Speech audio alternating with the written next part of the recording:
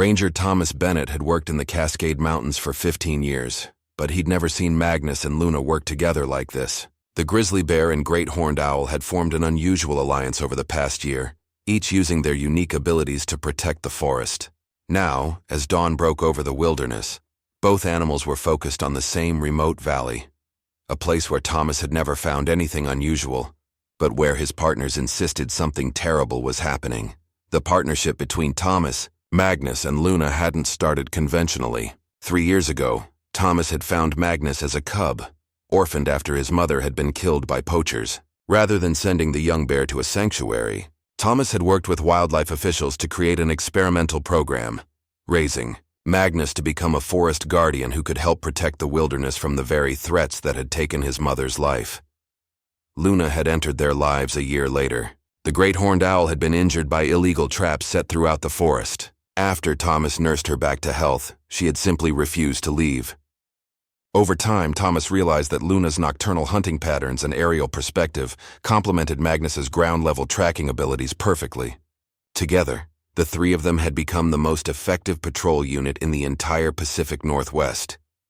But this morning was different. Both Magnus and Luna were exhibiting behavior that Thomas had never witnessed before. The grizzly, now weighing over 800 pounds and standing 7 feet tall, was pacing back and forth at the edge of the ridge overlooking Shadow Valley. His massive head swung from side to side, his sensitive nose working overtime to process scents carried on the morning breeze.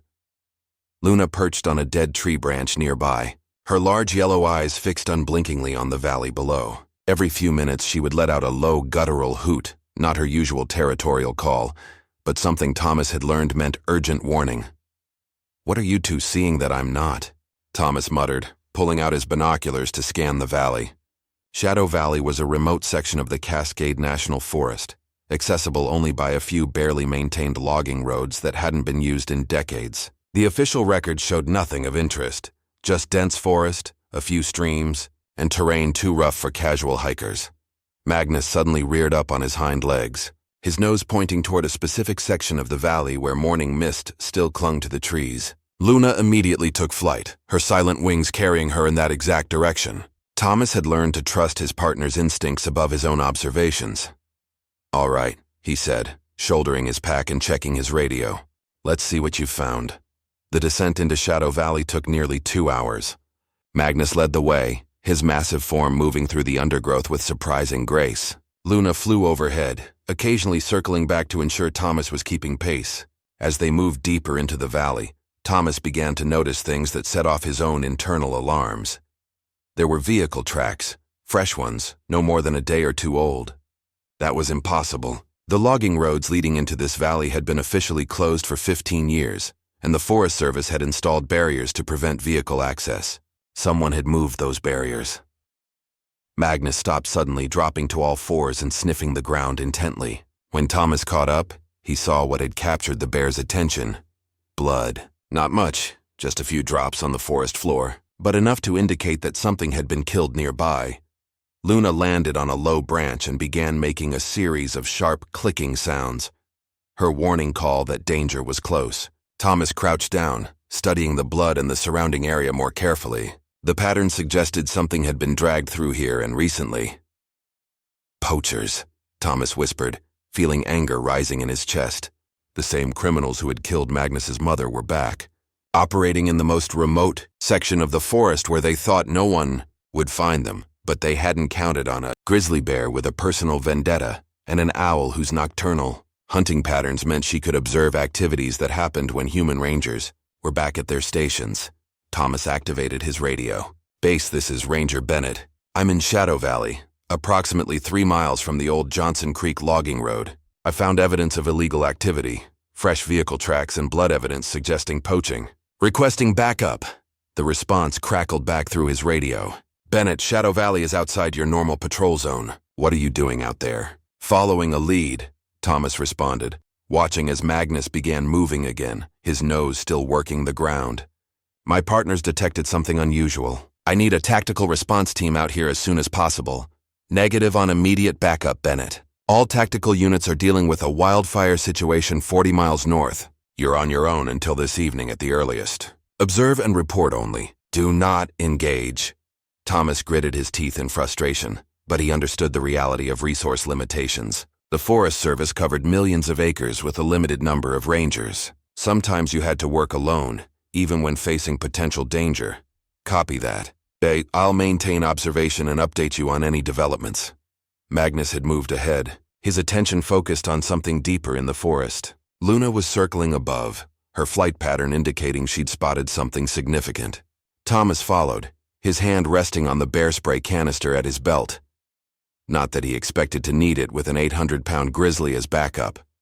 What they found in the next clearing made Thomas's blood run cold. It was a sophisticated poaching operation. Multiple camouflage tents, refrigeration units powered by portable generators, and processing equipment for preparing illegal wildlife products. But the scale of the operation was far beyond anything Thomas had encountered before. There were cages, dozens of them, stacked in rows under camouflage netting. Some were empty, but others contained animals that were clearly meant to be sold on the black market. Thomas spotted endangered species, a pair of gray wolves, several bald eagles, even what appeared to be a young mountain lion. Magnus let out a low growl, and Thomas placed a calming hand on the bear's massive shoulder. "Easy, boy. We need to be smart about this." Luna had landed in a nearby tree, her sharp eyes taking in every detail of the camp. Thomas pulled out his camera and began documenting everything he could see. This wasn't just a poaching operation. This was organized wildlife trafficking on a commercial scale. As he photographed the evidence, Thomas heard voices approaching. He quickly signaled to Magnus and both of them moved into deeper cover. Luna remained perfectly still in her tree, her brown and gray plumage making her nearly invisible against the bark. 3 men entered the clearing, speaking in low voices. One of them was checking something on a tablet, while the others were carrying equipment toward the refrigeration units.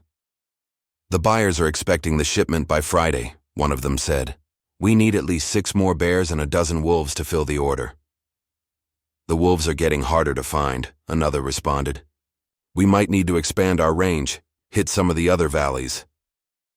Thomas felt Magnus tense beside him. The bear understood more than most people realized. Years of working with Thomas had given Magnus an almost intuitive sense of human intentions and threats. And right now, these men were discussing killing more animals like Magnus's mother. Thomas carefully reached for his radio, keeping his movements slow and quiet.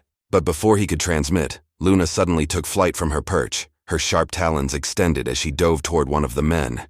"What the?" the man shouted as the owl's talons raked across his head, her wings beating powerfully as she attacked. The element of surprise was gone. Thomas had no choice but to act. "This is U.S. Forest Service. You're all under arrest for illegal poaching and wildlife trafficking." The 3 men scattered, one of them reaching for a rifle that had been leaning against a nearby tree. But Magnus was faster. The grizzly exploded from cover with a roar that echoed through the entire valley, his massive form covering the distance to the armed man in seconds. The rifle clattered to the ground as the poacher stumbled backward, his face white with terror as 800 pounds of angry grizzly bear bore down on him. Magnus didn't attack. He didn't need to. His mere presence, combined with that earth-shaking roar, was enough to make all 3 men freeze in absolute fear. "Don't move," Thomas shouted, emerging from cover with his own weapon drawn. "Federal officers are on their way. You're all under arrest." But one of the poachers had recovered from his initial shock. "There's only 1 ranger and a couple of animals," he said to his companions. "We've got weapons, vehicles, and communication equipment. We can handle this." He was reaching for something at his belt when Luna struck again, this time targeting his hand with her sharp beak.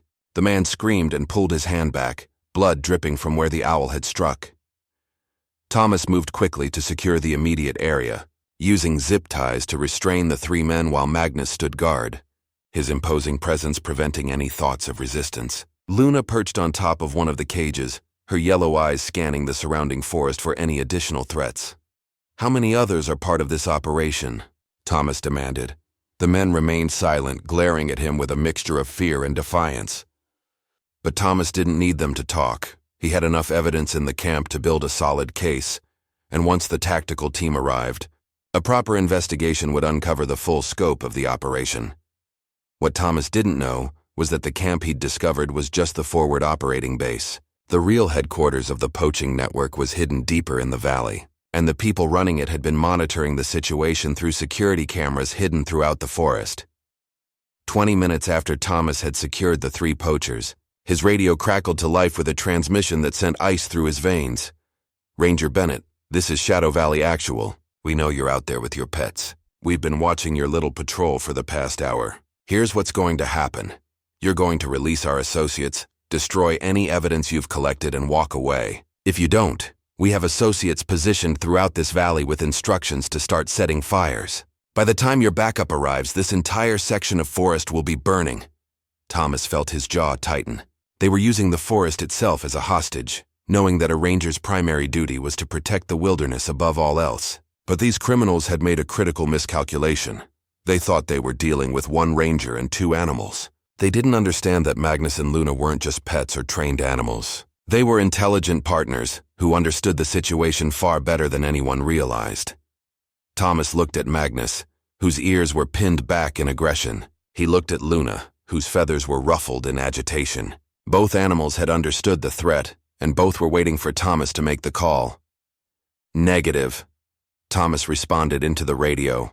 "I'm a federal law enforcement officer, and I don't negotiate with criminals. If you start fires, you'll be adding federal arson charges to your wildlife trafficking charges. Every law enforcement agency in the Pacific Northwest will be hunting you." The response came back immediately, filled with anger. "Then you've made your choice. The forest burns, and it's on your conscience." But before anyone could act on those threats, Luna took flight. The owl had spotted something in her aerial observations, the security cameras that the poachers had hidden throughout the forest. If the criminals couldn't see what was happening, they couldn't coordinate their response effectively. Thomas watched in amazement as Luna began systematically destroying every camera she could find, using her powerful beak and talons to rip the devices from trees and smash them on the ground. Magnus, understanding his partner's strategy, began his own mission, using his incredible sense of smell to track down the hidden positions of the other poachers throughout the valley. "Base, this is Bennett," Thomas transmitted urgently. "I need immediate evacuation support and wildfire response teams. The poaching network is threatening to set fires throughout Shadow Valley. I also need law enforcement backup. This operation is much larger than initially reported. Bennett, helicopters are en route to your position. ETA 15 minutes. State police and FBI are also being notified. What's your current situation?" "I've secured 3 suspects, but there are others in the valley. My partners are working to locate them now." Thomas paused, watching as Magnus disappeared into the forest, following a scent trail. "Request aerial observation to track suspect movements." What happened over the next hour would become legendary in Forest Service circles. Magnus and Luna, working in perfect coordination, began systematically locating every member of the poaching network hidden throughout Shadow Valley. The bear's incredible sense of smell could track humans from over a mile away, while the owl's aerial perspective and exceptional eyesight allowed her to spot hidden positions that ground observers would miss. Each time Magnus found a poacher, he would position himself between the criminal and any escape route, effectively trapping them in place with his imposing presence. Luna would then fly overhead, her distinctive hooting pattern alerting Thomas to the exact location. By the time the helicopter support arrived, Magnus and Luna had helped locate 11 additional members of the poaching network. The FBI agents who arrived to process the scene were stunned by what they found. The operation wasn't just about poaching. It was an international wildlife trafficking network with connections to organized crime syndicates in 3 different countries. The evidence in the camp included shipping manifests for illegal wildlife products worth millions of dollars, communication logs revealing corrupt officials who had been facilitating the operation, and documentation of a network that stretched across multiple states. "How did you even find this place?" FBI Special Agent Rebecca Morrison asked Thomas as evidence technicians processed the scene. "We've had intelligence suggesting a major trafficking operation in the Pacific Northwest, but we've been searching for months without success." Thomas looked over at Magnus, who was lying down near one of the cages containing rescued animals, his massive head resting on his paws. Luna was perched nearby, preening her feathers after the excitement of the morning. "I didn't find it," Thomas said honestly. "They did. Magnus and Luna detected something was wrong and led me here. Without them, this operation could have continued for years." Agent Morrison studied the 2 animals with newfound respect. "I've worked with canine units before, but I've never seen anything like this. The coordination between a grizzly bear and an owl is unprecedented. Over the next several days, the full scope of what Magnus and Luna had uncovered became clear. The Shadow Valley operation had been responsible for the illegal killing of over 300 endangered animals in the past 2 years. The network had been supplying black market buyers around the world with everything from bear gallbladders for traditional medicine to live eagles for private collectors. The investigation led to arrests in 6 states and 3 countries. Corrupt officials who had been taking bribes to look the other way were removed from their positions. Most importantly, the rescued animals from the camp were rehabilitated and released back into the wild, giving them a second chance at life. Thomas, Magnus, and Luna received commendations from both the Forest Service and the FBI. But the real recognition came from an unexpected source: the families of the other rangers who had been killed by poachers over the years. They reached out to Thomas personally, thanking him for finally bringing some measure of justice for their loved ones. A month after the operation, Thomas stood at the edge of Shadow Valley once again. The camp had been completely dismantled, and nature was already beginning to reclaim the space where the poachers had operated. Magnus and Luna were with him as always, their attention now focused on the normal rhythms of the forest rather than criminal activity. "You know you two are famous now, right?" Thomas said to his partners. "There are news crews who want to do stories about the bear and owl who took down an international crime ring." Magnus huffed dismissively and began scratching behind his ear with a hind leg. Luna let out a soft hoot that seemed to convey complete disinterest in fame or recognition. Thomas smiled. His partners had never been motivated by recognition or rewards. Magnus had been driven by the instinct to protect his territory, and perhaps by some deeper memory of his mother's death at the hands of poachers. Luna had simply been doing what predators do, eliminating threats to her, hunting grounds and protecting the ecosystem that sustained her. But their partnership had proven something important: that the relationship between humans and animals, when built on mutual respect and trust, could accomplish things that neither could achieve alone. Magnus's strength, tracking abilities, and intimate knowledge of the forest, combined with Luna's aerial perspective, exceptional eyesight, and nocturnal hunting patterns, had created a patrol team that was more effective than any human rangers working alone. The Forest Service had already begun studying their methods, looking at ways to replicate the success of the Magnus-Luna partnership in other regions. Wildlife officials were developing programs to train other animals as forest guardians, carefully selecting species whose natural abilities could complement human rangers' work. But Thomas knew that what made his partnership with Magnus and Luna special couldn't be easily replicated. It wasn't just about training animals to perform specific tasks. It was about building relationships based on years of working together, learning to communicate across species barriers, and developing an almost intuitive understanding of each other's capabilities and limitations. As they prepared to head back to the ranger station, Thomas took one last look at Shadow Valley.